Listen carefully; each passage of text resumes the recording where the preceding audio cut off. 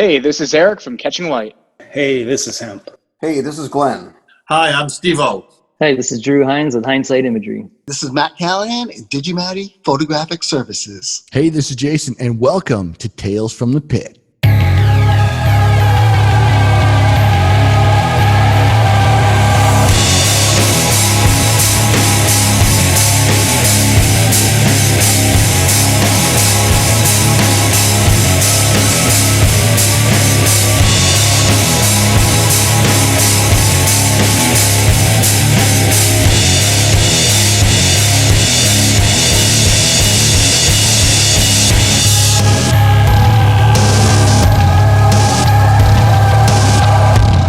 Hello and welcome to Tales from the Pit, the behind-the-lens access for concerts and photography.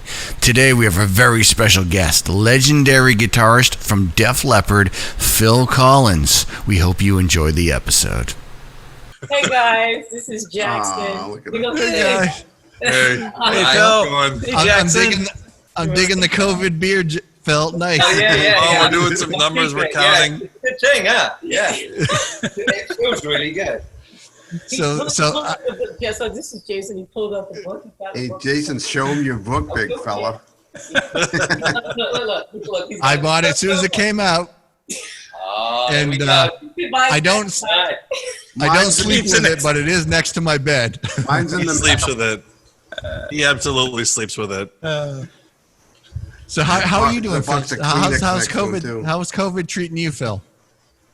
Honestly, it's just great to have a break because I never get a break, and it's wonderful to not go to the airport all the time. It's great to hang at home and just be Enjoy the little one, watch him grow and stuff. But I've been playing every day, recording and writing and working out, so it's pretty much the same, but it's with less, not on a clock. It's kind of cool. Good for you. So the whole, and I could just go into a million questions, but I'm gonna contain myself. But the whole concert postponed to 21 kind of gives you some obviously family time, but that's gonna be such a huge, crazy concert next year with so many people being cooped up. Oh God, badass! I mean, providing everyone gets back into it, it's take New Zealand's lead. I'm amazed that people don't want to open up properly. It's kind of weird. It's yeah. You see a lot of other places that we've got friends in Europe, in Canada, and Australia, and they're like not back to normal, but definitely on the way, and we're really struggling. It's a real shame. It's a very bizarre time. Get out 21, that'd be nice. Yeah, I absolutely am so psyched to see that show, man. Yeah, it'd be great. We'd love to see you up here, Solid. You are working on a lot of music. Anything you can talk about? Well, we're always working on music. So, everyone goes, "Oh, you gonna start doing-" We were supposed to go to Dublin to record together. But we started the new album, actually, or new Def Leppard stuff, on tour about 3 years ago. I was actually doing a solo on one of the older songs today. Oh, nice. So it's an ongoing thing, really. That's so cool. And how's little Jackson doing? He's looks like he's having a good time. Oh, he's having a blast. Yeah, so much energy. He's got all the attention. Yep. Right? Yeah. I could just go into a million questions for you guys. I know. He's got lots of stuff in his diaper, bouncing on. Nice going, Daddy. We've all been there. I'm dead. We got him Pass the bug. He went all over the floor, so So Phil, I just want to geek out for a quick second. I actually sing in a Def Leppard tribute as well. My son is named Elliot Joseph. That's the name of my boy. And two people have hired me to make their song sound more Def Leppard like. Really? Yeah. So I don't know if I actually got their goal, but they liked it, so I thought that was just kind of cool. So You'll be hearing from his since the beginning, I've been hardcore Def Leppard since the beginning. Good to hear. Thank you. Yeah. Run, Phil. Thank Run. you for everything. Run. Absolutely. I'll just say thank you for all of the music. Steve Clark was, my guitar guide. And let me ask you a quick question. And you sort of talked about it briefly in your book. Just I one. am a huge fan of John Sykes. Right. And John Sykes was supposedly involved with Def Leppard at one point. Was there much of anything going on there? Yeah, we jammed together. John's amazing. We're going to PP. Super talented. Okay. Hi, Helen. Amazing guitar player, incredible singer. He actually sang some vocals with us on the Adrenalize album. Right. Yeah. He was over with us in Ireland. We were just hanging out, jamming, and just that's what we did. We didn't audition anyone, but we just kind of hung out with some people we respected and that stuff. You know, it's when anyone said, well, I'd really like to be in the band. It's like, yeah, but we have to know everyone. It's a real family thing.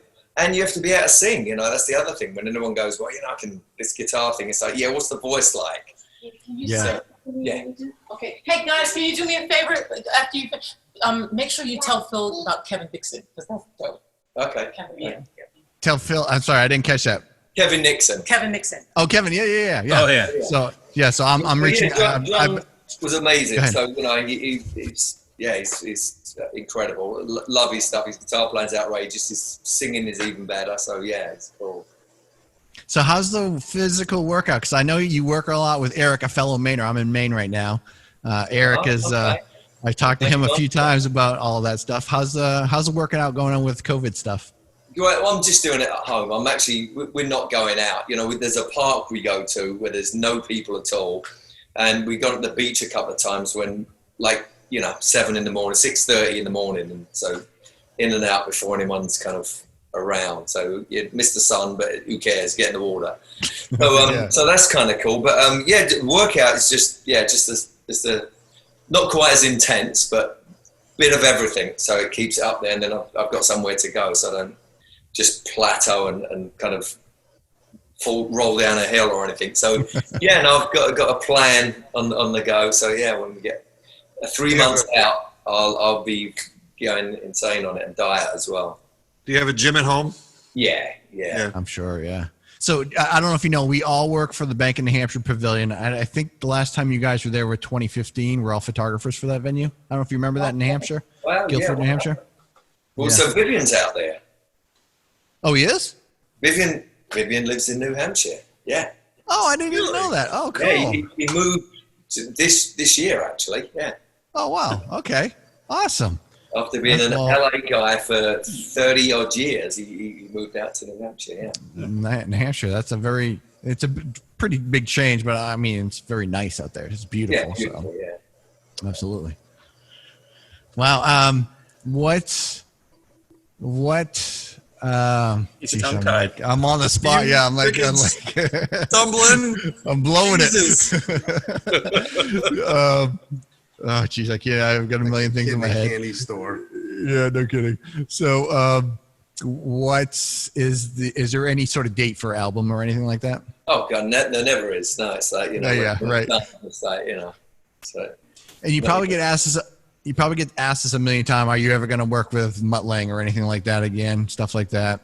Love to, but it's I don't know whether Mutt's even doing anything anymore. I spoke to him the other day. We've just been emailing, just that completely other things completely. So not about just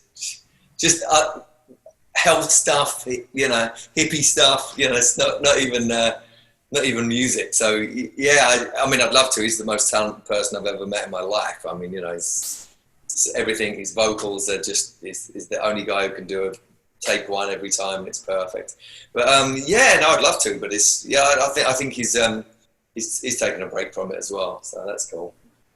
Hey, Phil, is Helen always this full of energy? She's tired me out. Yeah, and so is Jackson. So it's like, it's a lot. Yeah, she was great. She's amazing. Yeah, a real inspiration. Nice family. Excellent. Cool. Yeah, very, very cool. It's really, really. We're really thankful for this opportunity to spend some time with her, and obviously with you as well. Thank you so much. And I mean, she's as a photographer and doing what we do. It's just so inspiring to hear her history and to hear her talents and her vision and all that stuff. It's just so cool. It is cool. It's be around. Yeah. So, Can I ask real quick? What's a day when you're on tour? What do you do? What is your day like on the tour when you're on the road? Well, I always wake up at like 6:37 all the time wherever I am. So it's like bing, even if I go to bed late. So which is a drag, but yeah, it's the same thing. I get up, have something to eat, go and I stroll around, find a local Starbucks, have some oatmeal or something, have a workout, and it's usually the same kind of thing, and go to the venue as late as I can, really. And so, yeah, that's it. Try and, get some local atmosphere, wherever we are, whether it's Rio or Omaha, Nebraska. It can be anywhere and everywhere, and try and kind of absorb some of that kind of local thing, whatever that is. So I think that's important, really. And then I have fun with it. It's good for being a tourist as well. Yeah. But I think getting up early is a good thing. Yeah, definitely. Jay, if I could for a minute, just to kind of bail you out and let you get control of yourself. Are you able to talk to your bandmates? I know you've got a lot of different projects that you're able to work on. Are you able to stay in touch during COVID and kind of stay with the guys you work with? Me and Joe are on the phone every day. We've been writing a lot together, so we're always, it's and there's these different formats of boss bounce thing that we're always commenting on, and we talk a lot. So it's pretty much every day or every other day. So yeah, it's kind of cool. I think we'd be good to go whenever that is. Nice, good for you guys. Do you get to travel? Does Jackson travel with you guys? He does. He's had about 50 flights. He's been everywhere. Right. He's been like New Zealand, Australia. He's been all over Europe. He's been Prague, Milan, England, and so it's really good. Did you play guitar yet? Yeah. He hits it and he hits the bass. He's like constantly whacking the bass. So like, it's almost like it's like. Yeah, you got to start somewhere. Yeah. Your wife talked about your workout schedule earlier. Do you have that on Instagram and all that stuff where folks can follow along? I not Instagram, but I did just a 30-day challenge thing just because it was a little bit like Supersize Me. I was like, right, we ain't got to go on tour. I'm actually going to pig out for a month, and was like, and then just didn't feel good. So I kind of said, okay, I'm going to do a thing and get back into shape. So I did that, a 30-day thing, which was kind of cool. And I'm going to do another one later on. So yeah. She had said that you guys were doing something else. Yeah. Anybody else have any questions? I literally I have a million questions for you, but my brain is just spaced out. Sorry. No worries. What did Helen ask you to ask him about? Oh, Kevin. Yeah. So I was talking about. I've been talking with Kevin, trying to get him on the show next. Oh, that'd be great. Yeah. He's awesome. He's really good. His work is amazing. Yeah. It really is. I mean, from day one, because we wanted to get someone who was going to shoot some stuff, and we saw a load of portfolios and stuff, and I said this guy. So everyone's going, yeah, if you're into that, and he came along, and he was perfect. So what do you? From an artist perspective, you probably see just tons. You probably just get flooded with photos. What do you look for, or what sort of catches your eye? What do you like to see? So always it's been a thing. There's great photography, and there's not. It's like music, It's like some of it's cheaper and some of it looks expensive. So I look for something that's expensive, right? Not necessarily the process, but even sometimes capturing that thing. Whatever that actually happens to be, it's there was with Kevin, it was pretty obvious straight away. But I'll give you another example about someone else as well. Ross Halfin's son, Oliver, wouldn't let him into some Guns N' Roses thing, so he poked his lens through this fence, and was just waiting, and Slash jumped in the air, and he got this most amazing shot of Slash, and it's stuff like that. It's like a magical moment, it's like Pete Townsend, the moment he does it. I always say to photographers, don't shoot when the guy's on the microphone. There's a gap. If a chorus is coming up, they're going to be stuck to a microphone. There's some magic that happens between choruses, it's not when you're expecting, when everyone's going, no, so there's some great stuff in between. That's when you get it. So it's stuff like that, you know, it's kind of just moments that magical moments when they happen. They're kind of, they happen all the time, the same parts in the song a lot of the time, unless you get a random thing where someone's like, you know, leaping in the air or something and you catch it. But usually between choruses and, you know, when someone's, you know, when the lights hit someone on a solo or something like that, it's, yeah, there's some obvious parts, you know. Do you, so you guys travel full time with photographer and videographer? We have been, yeah. I mean, Kevin's been with us for a while now, actually, on tour, and we've got this guy Ryan Sebastian who actually films us, and he's been pretty amazing as well. It's really super quick and just turns it round. You know, there's a old school way and there's a new way of doing it, and I think if you can combine the both, and that's, well, magic. So I have I didn't think to pull it out, but I also have the Def Leppard book from Ross Halford. Which is basically the history. I mean, Ross is pretty much the history of rock and roll in portraits, photos. What was it like? So in the early days when you guys were just kind of just doing your thing, and what was it like for photography then versus or for concert or for photos in general versus today? How is it? Well, the different thing is it's become, the mystics changed a bit because of this, you know, because everyone is a photographer and everyone does this. So the mystique and the magic and those moments before was kind of sacred, and they're not so sacred now. So it's kind of harder to get that magical stuff all the time, you know, because everyone's just shooting away all the time. So, but if you're aware of that, I mean, I'm looking at the 60s stuff. We worked with a guy, Clive Arrowsmith, who done some stuff. You know, he actually does the Sunday Times magazine. He was doing that years ago, and real classic stuff in the 60s, like Jimi Hendrix and Paul McCartney and stuff like that. And he would get some really amazing stuff. He'd done their X album. We're all jumping this kind of New York skyline in the background.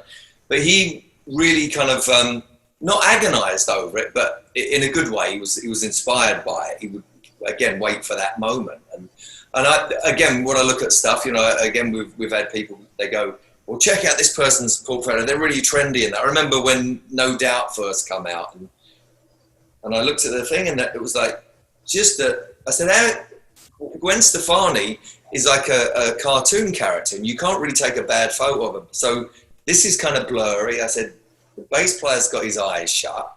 I said, that's not a good shot. You know, people just seem to think that if you just get someone who's kind of famous or something, that it works like that, and that's not the case. It's, you know, you just look for good photography, and he nails it, I guess. Yeah. But you never thought you'd be talking photography with Phil tonight, did you? Or vice versa. Can I ask about, so in regards to everything you've written, everything you've worked on, is there a specific piece that is your most, you're most proud of? Is there any one piece that you could sort of say? It's ongoing, and it's always the newer stuff that you go, wow, I wish I could have wrote like this before. It was a lot harder back then, and it doesn't become easier, but I think you understand it more. But I certainly do now. The more I do it, the more fun it is, and the more, you know. And the funny thing is, you know, records don't sell anymore. Oh, okay, it's Jackson. There's no real need to do it, so there's an integrity to writing songs and having. If you really care and you're doing this for the right reasons, I think when it's a business agenda, you can kind of see that. And I think what happened in the late 80s, going into the 90s, that it became, you know, a business agenda for a lot of people. And I think that the true art is it's got integrity, and you can tell. Whether it's photography, music, writing, books, anything, you know, it's art in general. So, and I know we'll let you go. I'm sorry, but I want to say, since you guys are in the Hall of Fame and the introduction and that whole, what was that, 2 years ago, 3 years ago?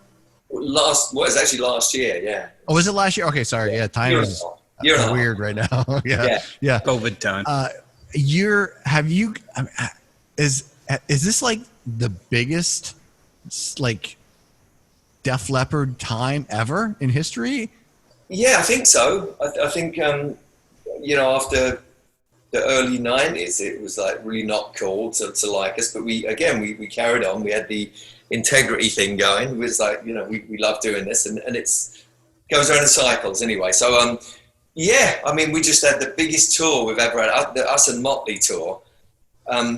10 of them sold out, 10 of the stadiums sold out before they even put them on sale to the public. And we're like, wow, this never used to happen before. And, they're adding stuff, and 2 days at Fenway Park and all of this stuff. It was like, so I think it does. And it's a combination of that integrity thing, being around still putting out music, still caring about it, and caring about the show and doing all that stuff. So it all adds up. But I think so. Yeah, and I think the last album, that was kind of, it felt like classic Leppard. Not that they don't, but it just felt so big, like a big Def Leppard album. It is, and I think the newer one's going to be a lot better than that. So it's in the same vein, but we've learned so much from it, and it's been. I think every year you learn something from it, and you go, wow, shit, I wish I'd have known this before. But because of that, we're freaking out about some of the new songs we're writing. So it's I great. can't wait. So you must be missing touring right now. No, I accept it. I zen out. It's like it's like long flights. I really hate flying, but for some reason when you're on tour, it's like it's a necessary evil, and you have to go out. So I zen out. It's not a problem. So this is. It's just a thing. Everyone's at, recharge button. Yeah, so it's kind of we're all in the same. It's like people think, "Oh my God, my kid's going to be dumb. They're not going to learn this stuff." So no, everyone's in the same boat. We're all kind of stopped here. So it's how we get back into it. It's the trick. Let's see how that works. So yeah.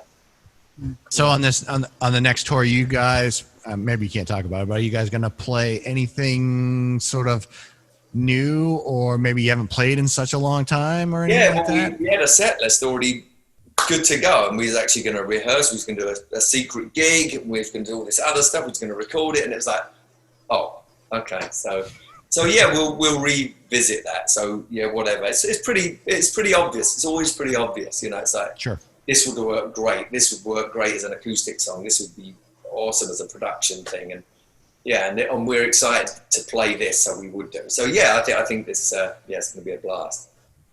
Any more Vegas-y residency stuff? They said they loved it when we go there. So probably. Yeah. Probably. So cool. So cool. All right, Phil. Any other questions from everybody? I literally could talk to you all night long. We know. He knows too. But I want to be respectful of everyone's time. So, Phil, thank you for coming on with us. That was a nice treat. Yeah, and it is probably a year's worth of busting Jason's balls on it too. So that'll be great. Mileage on this one. Yeah, right. So thank you so much. Do you next, if you ever come back to our venue, we would love to just say hi to you and stuff like that. Absolutely. For sure. And wish you the best. Wish you guys good health and happy family, all that stuff. Good. I can't wait for the new stuff, obviously. And I hope you just enjoy your downtime. Absolutely. Thank you. You too. Thanks, Phil. Tell Helen thanks. Be safe. Yeah, thank you to Helen. Absolutely. Take care. We'll see you later. Care, be safe. See you later. Take care. Thanks. Thanks. Bye. Hey, we hope you enjoyed this episode with Phil Collen. If you enjoyed this episode and want to see more, check out our YouTube page or go to talesfromthepit.net. We'll see you next time.